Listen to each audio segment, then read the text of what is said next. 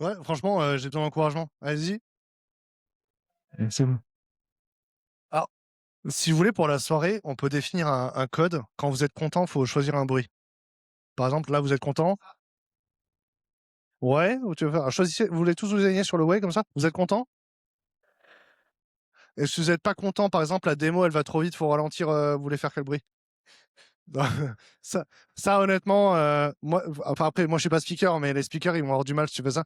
Proposez un autre bruit? On va pas tous clapper des doigts. Admettons, ça va trop vite, vous voulez faire quoi? On peut partir sur un 1. Moi, je suis ch'ti, y a pas de souci. Donc le vrai bruit, c'est 1. Vous voulez faire ça? Ça va trop vite? Ça te va, Salomon? Très bien. Donc je travaille au Bon Coin. La mission de Le Bon Coin Tech, c'est de faire que les gens se connectent. Si vous êtes jamais venu à un événement du Bon Coin Tech, c'est tout sauf des événements de recrutement, c'est avant tout des événements parce qu'on veut que nos collabs parlent de ce qu'ils font de cool, ou ils échangent avec les gens qui font des choses cool, pour créer des cercles vertueux et ramener les bonnes pratiques dans la boîte, de l'extérieur de la boîte vers l'intérieur de la boîte, de l'intérieur vers l'extérieur de la boîte. Est-ce que c'est cool? Bon, Guillaume est excusé ce soir pour raison de santé, et moi je suis Damien. Est-ce que vous me connaissez déjà ou pas du tout? Très bien. Donc je suis Le Bon Coin, je suis tech content producer, ça veut dire que je suis dans l'équipe de Guillaume. J'ai une collègue qui s'appelle Coralie qui s'occupe des événements, mais elle est en vacances, du coup je la remplace au pied levé. Je m'occupe de tout ce qui est présence en ligne de la marque Le Bon Coin Tech. Donc s'il y a des articles de blog, s'il y a des posts LinkedIn. Et j'ai un gros truc à vous annoncer ce soir. Et je suis super content de vous recevoir parce que figurez-vous qu'avant de devenir ce genre d'influenceur, créateur de contenu, conseiller en communication, j'ai été développeur Android, donc je suis le barbu là. Waouh. Et du coup, j'ai donné des conférences à la DroidCon et Android Makers aussi. J'ai fait Android Auto aussi. J'ai fait Android Wear aussi. Je sais pas ce que vous en pensez. Voilà. Donc c'était il y a 8 ans et depuis j'ai fait autre chose et me revoilà ce soir, on est content de vous recevoir. On fait plein d'événements, notamment il y a une série de live Twitch parce qu'on a une série qui s'appelle Les Petits Secrets du Bon Coin qui vient de sortir sur YouTube, d'accord? C'est un gros projet. Scott, t'as vu les 4 épisodes déjà? Je sais pourquoi tu rigoles, on en reparle après. Et donc du coup, la web série vient de sortir. J'ai du coup une surprise pour vous, d'accord? J'ai l'autorisation très exceptionnelle de distribuer, attention, oh, ah, ah, un stock de casquettes. Voilà.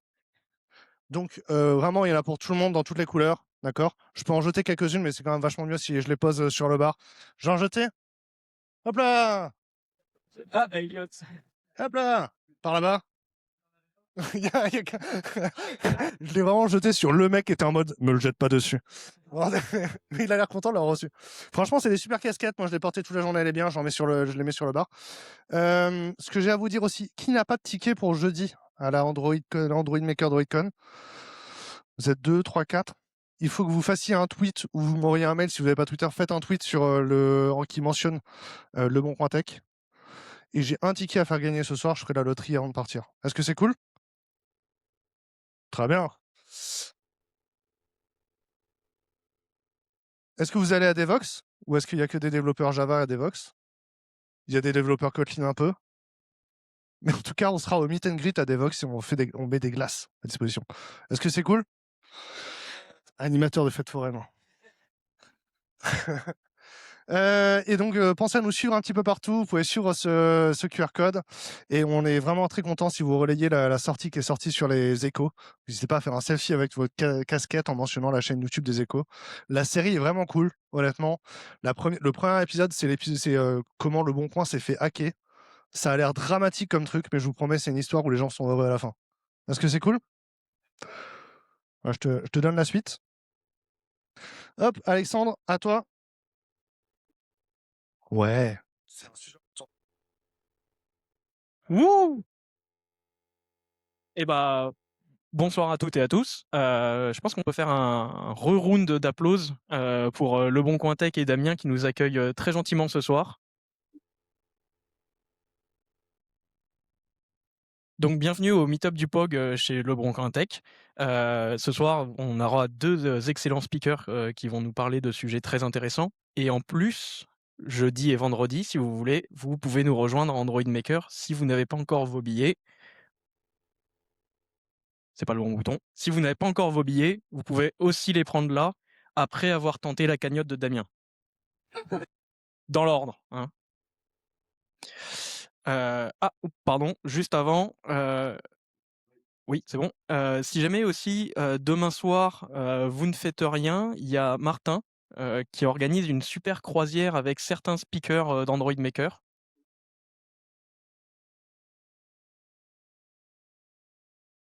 À 17h30. 17h15, pardon. Au pont Alexandre III. Ah non, au Pont Neuf. Au pont Neuf. Si vous n'avez pas compris, vous allez voir Martin ce soir. Et donc du coup, je vais pouvoir passer la parole à notre premier speaker. Attends, c'est le 6e maintenant ? Oui. Non. En attendant, vous pouvez applaudir.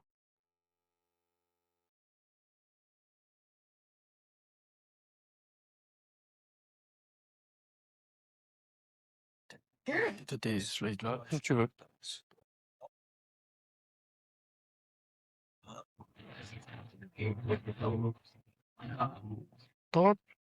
C'est le bouton là. Ok. Et comment on retourne c'est sans celui-là. Ok. Du coup, bonjour. Je m'appelle Ismail, tech lead mobile et spécialisé en Kotlin multiplateforme et Compose multiplateforme. Aujourd'hui, je vais parler d'un pattern clé pour exposer les codes campés en iOS, Umbrella Framework. L'objectif est d'avoir un point d'entrée unique et propre et scalable. On va voir pourquoi l'approche classique pose un problème et comment Umbrella résoudre ces problèmes. Du coup, dans une architecture campée classique, on découpe généralement les modules en modules métiers indépendants. C'est-à-dire chaque module génère sous forme d'un framework Kotlin natif exposé directement à l'application iOS de manière indépendante.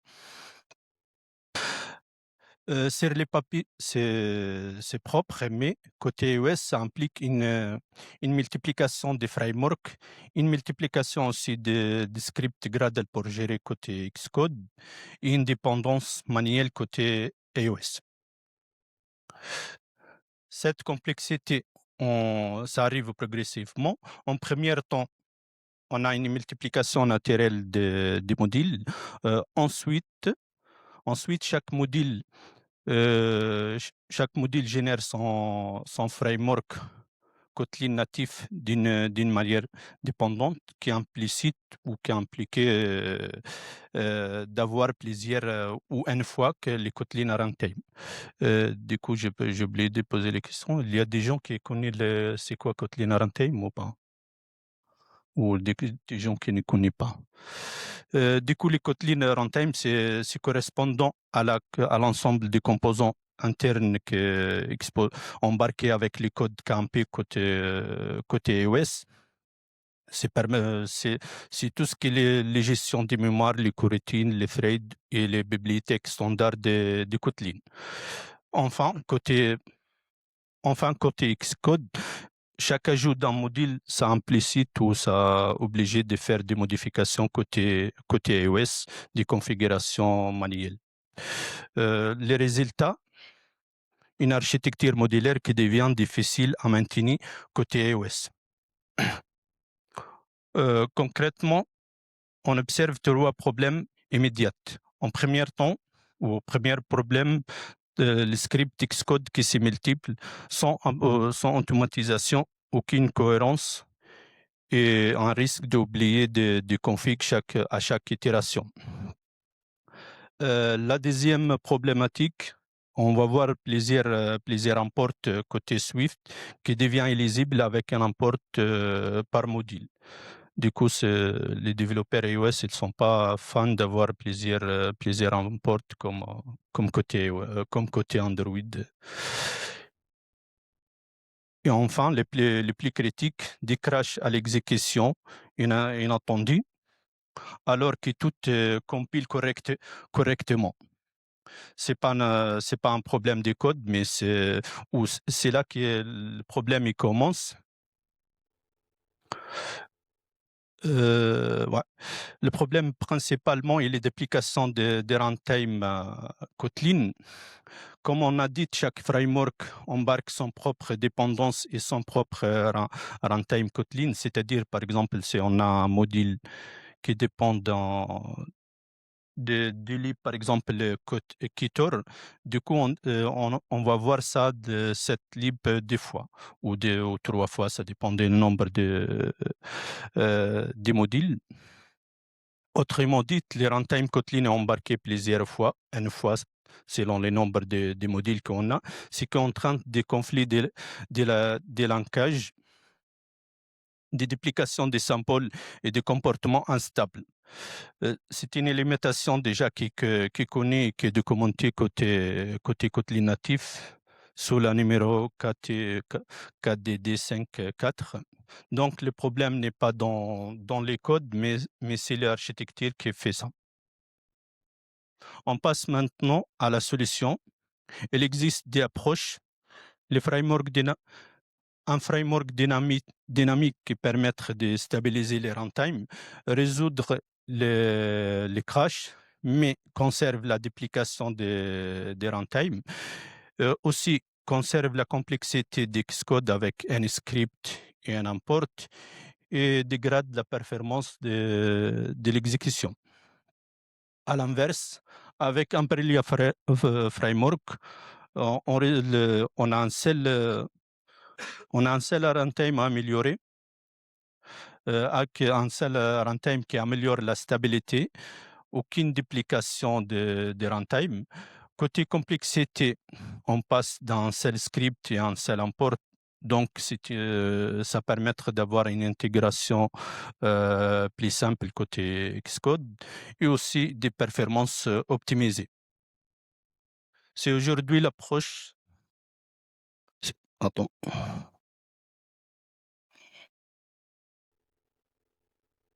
Désolé.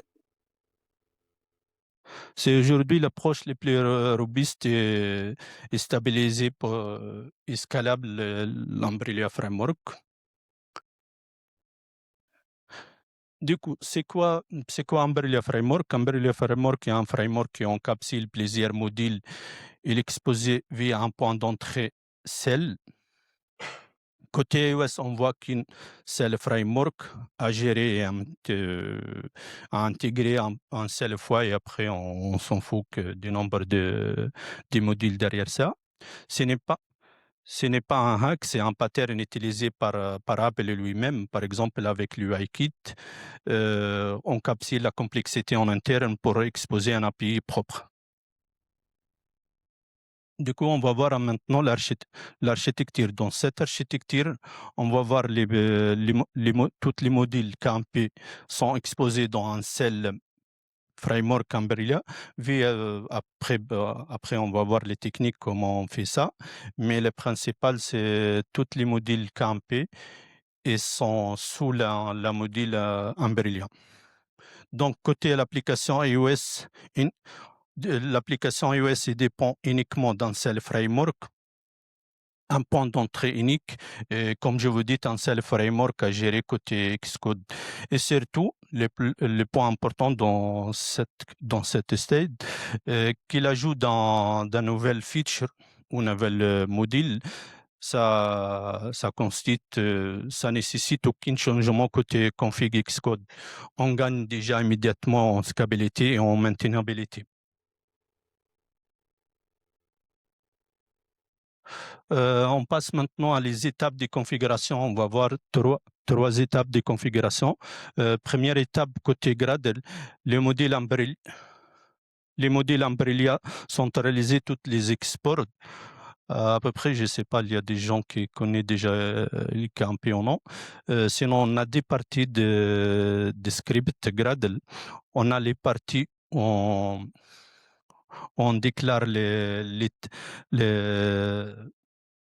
tagged iOS et après comment exposer nos features via la notation export qui rendrait l'API visible côté iOS et en bas dans les sources 7, avec l'API, on mettre l'exposition transitivité des dépendances.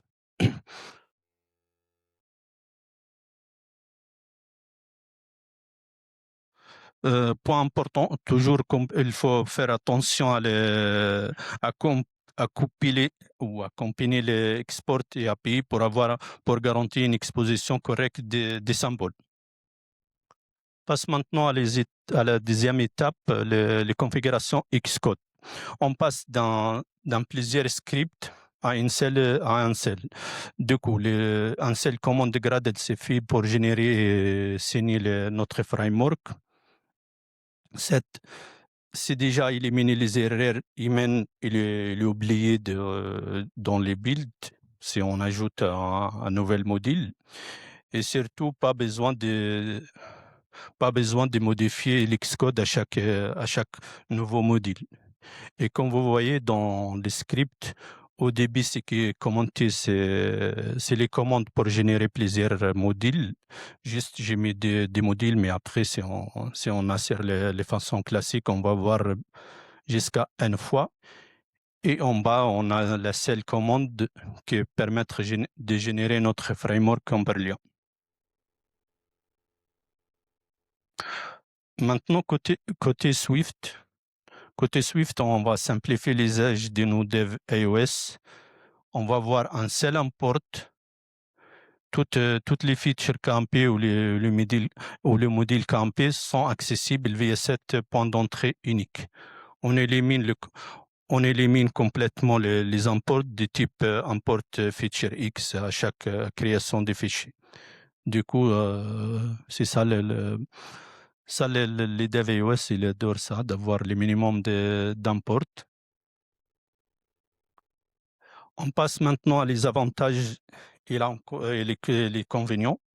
Désolé.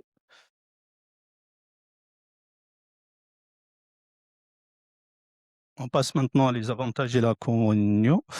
Dans l'architecture multimodulaire, comme on a discuté, on voit rapidement les problèmes des crashs aléatoires liés à la duplication des runtime, une complexité Xcode qui est exposée avec un script et un import dans le fichier Swift, des performances dégradées à cause des langages, sans parler aussi de couplage fort direct avec l'application iOS, car chaque module est exposé directement dans l'application iOS. Par contre, à l'inverse, avec les frameworks Umbrella, on change complètement les paradigmes. On passe à un seul runtime, donc une stabilité garantie, une seule script, un seul import qui permettra de faciliter l'intégration côté Xcode, une optimisation des performances, et on obtient aussi une vraie oscillation entre les campés et les iOS, ce qui améliore la maintenabilité globale des codes. Mais il y a quand même des points d'attention à faire. La granularité d'export, il faut faire attention quand on met d'export dans les configs de grade, il faut mettre juste les modules qu'on a besoin. Il ne faut pas mettre des modules en interne. Aussi, le temps de build, ça va impacter un peu car Umbrella s'est agréé tous les modules enfants. Et aussi une version unique. Umbrella devient un contrat d'interne. Chaque changement des enfants, ça impacte Umbrella. C'est ça.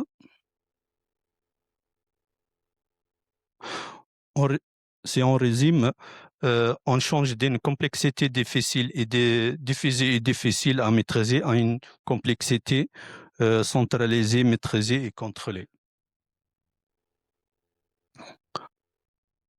Pour conclure, Umbrella Framework apporte une réponse claire aux limitations actuelles de l'intégration campée côté iOS, un point d'entrée unique qui simplifie radicalement l'intégration côté iOS, un runtime unique, un runtime Kotlin unifié qui élimine tous les problèmes de duplication et d'instabilité, un contrat d'API propre, qui isolé les complexités KMP et protège les couches iOS, et aussi une scalabilité immédiate où l'ajout d'un nouvel feature nécessite plus aucune intervention côté Xcode. Mais au-delà des gains techniques, en vrai, c'est un vrai levier industriel où on standardise l'intégration et réduit les risques et on améliore l'expérience des développeurs iOS. Aujourd'hui, dans un contexte de projet campé à l'échelle, Umbrella Framework n'est plus une optimisation, c'est une décision d'architecture. Merci. Si vous avez des questions ou des problématiques.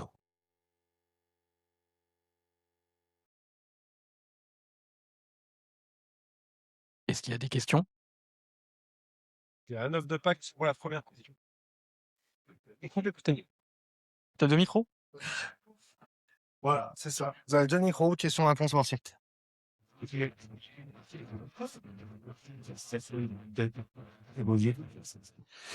Bonjour, merci pour cette présentation. J'ai une question pour l'Umbrella Framework et la taille qu'il a.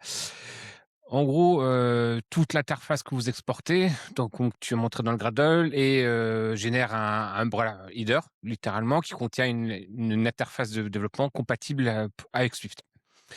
J'ai une question au niveau de l'expérience du développeur sur l'utilisation de ce Umbrella-là, sachant qu'il peut être d'une taille conséquente.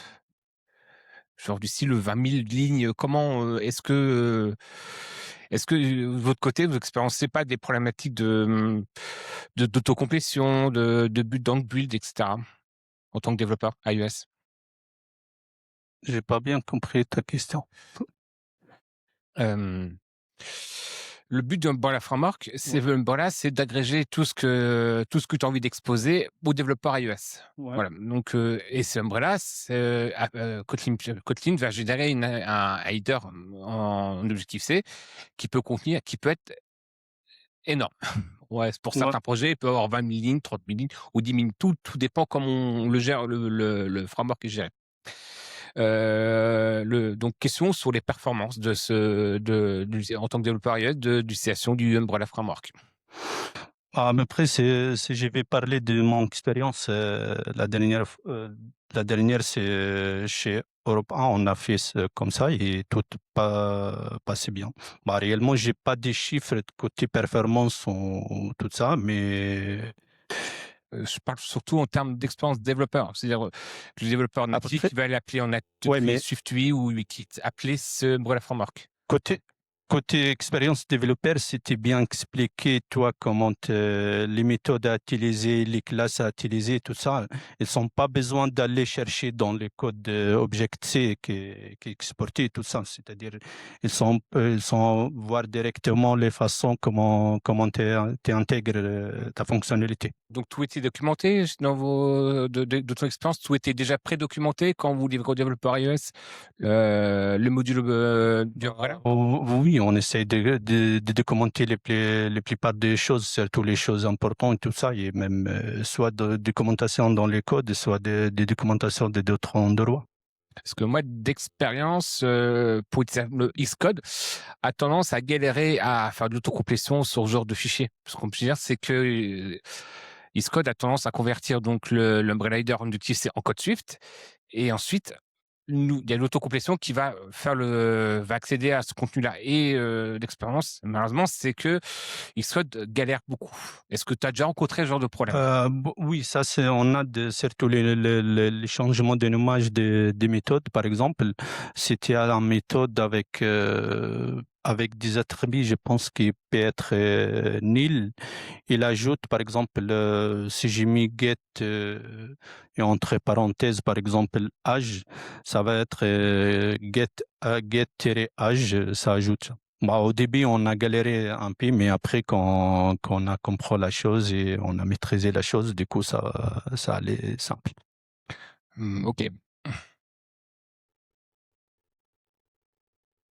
Est-ce qu'il y a une autre question? Bonjour. Bonjour. Comment ça se passe, pour débugger, à travers le débugger lorsqu'on a une classe, du coup, qui est dans le dossier commun, en KMP? Est-ce Bah, qu'on arrive à y accéder, du coup, directement depuis Xcode ou alors il faut forcément utiliser un projet Android pour, corriger son problème? à peu près, c'est le point de limitation qu'il est encore pour débugger des codes campés dans l'Xcode, c'est toujours des limitations. C'est-à-dire, c'est pas facile ou tu n'as pas le moyen d'accéder des codes, côté Xcode, si tu accèdes à la code, tu accèdes à la code Object-C qui est code Kotlin qui est transformé, mais tu peux pas accéder directement à la code Kotlin. C'est-à-dire, après ça, pour débugger réellement avec un peu d'expérience des projets, pour comment on a commencé d'avoir les choses et de résoudre les problèmes. Mais du coup, Umbrella, remet encore une couche en plus et du coup, ça doit être encore plus compliqué que quand on fait du KMP. Non, natif. par contre, il n'y a pas un couche en plus. Bah, c'est juste à la place qu'on génère plusieurs modules. Umbrella, ça rassemble tous les modules dans un seul module. C'est tout. Il n'y a pas de couche en plus. Ça montre dans les schémas ou dans les graphes que j'ai fait comme quoi un couche en plus, mais il n'y a pas un couche en plus réellement. OK, merci pour votre réponse. D'ailleurs.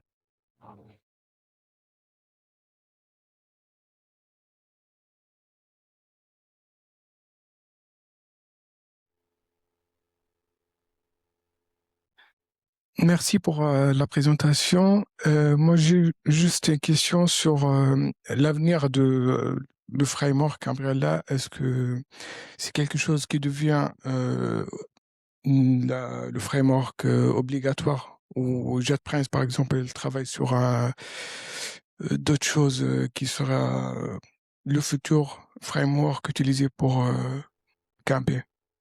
À peu près, c'est JetBrains qui recommande les façons que Umbrella, de faire le framework Umbrella. Dans les cas où on a besoin d'exporter plusieurs modules KMP, c'est elle qui recommande de faire Umbrella comme un parapluie qui contient les restes des modules. Après, comme je vous dis, j'ai mis même aussi les liens de limitation qui est documenté. C'est une limitation de Kotlin natif qui est depuis longtemps, depuis 5 ans, je pense. Après, je sais pas réellement, j'ai pas encore regardé. Est-ce qu'il y a à l'avenir des façons pour résoudre les choses ou non? Merci. Et d'ailleurs, j'ai mis un lien GitHub de petite GitHub. J'ai fait un projet démo, contient toutes les configs et tout ça avec des features.